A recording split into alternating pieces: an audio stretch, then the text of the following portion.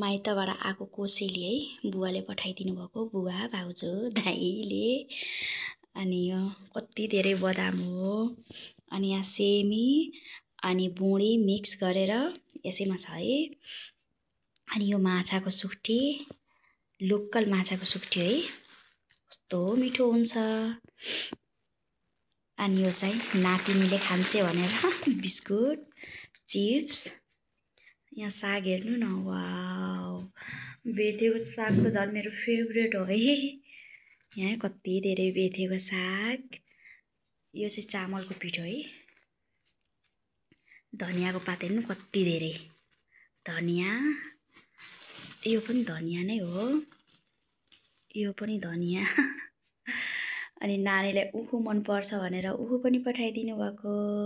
जहिले नि है कोहीको डाँठलाई उखु भनेर खान्थे अनि उखु पनि पठाइदिनु भएको।